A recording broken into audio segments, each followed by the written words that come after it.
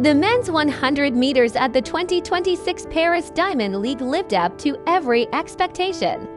Featuring one of the deepest sprint fields of the season, the race brought together Olympic champions, world champions, and sub-10-second stars.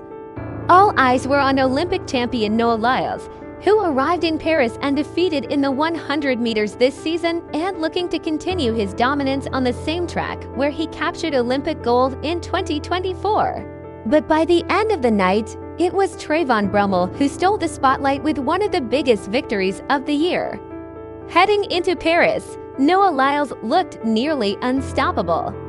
He had already produced several impressive victories during the 2026 season and entered the meeting with a season's best of 9.88 seconds. Paris had also become one of his favorite venues. It was here that he won the dramatic Olympic 100-meter final in 2024, edging Keishawn Thompson by just 0.05 of a second in one of the closest finishes in Olympic history. That victory cemented his reputation as the world's best closer, and many expected another trademark comeback. However, this race featured one of the strongest sprint lineups seen all season.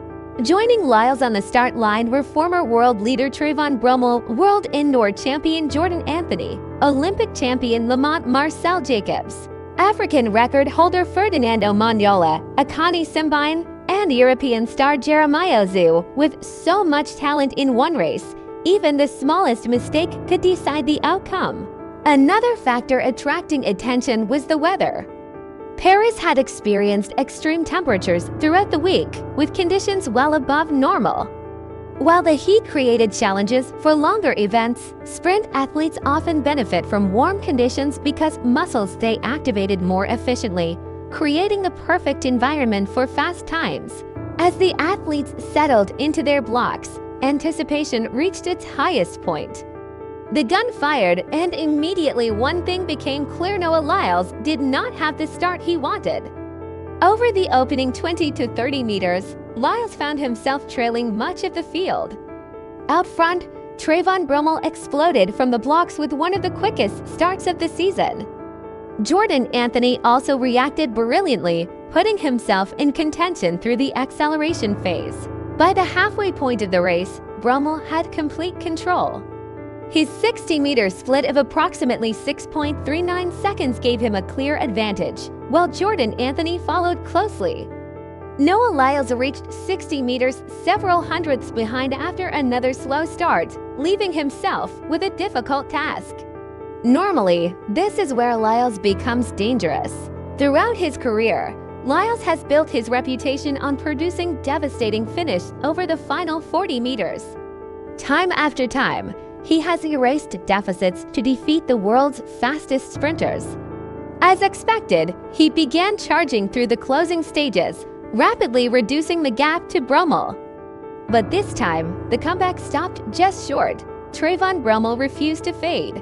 Instead of tightening up over the final meters, Bromell maintained excellent mechanics and powerful turnover all the way to the finish line.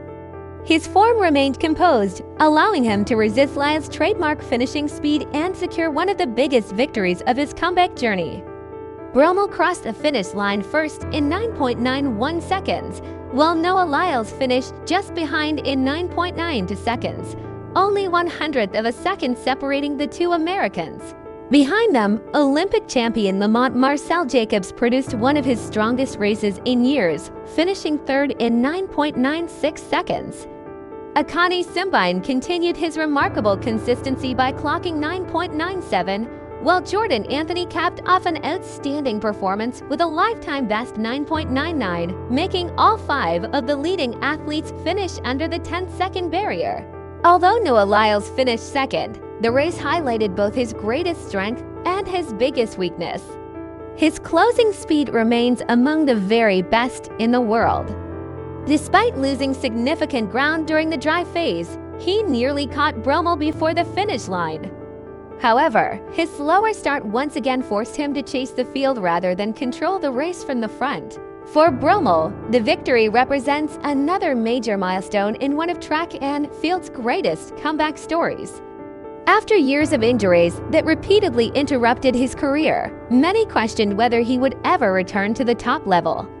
Yet season after season, Bromell continues proving he belongs among the world's elite sprinters. His performance in Paris also confirms that the men's 100 meters remains completely unpredictable. With athletes like Noah Lyles, Trayvon Bromell, Keishawn Thompson, Oblique Seville, Akani Simbine, Ferdinand Omanyala, Lamont Marcel Jacobs, and Jordan Anthony all capable of producing world-class performances, every major final has become impossible to predict. As the season continues, one thing has become increasingly clear. Noah Lyles is still one of the world's greatest sprinters, but the margin separating victory from defeat has never been smaller. And after his brilliant victory in Paris, Trayvon Bromell has officially re-established himself as one of the leading contenders for every major sprint title still to come.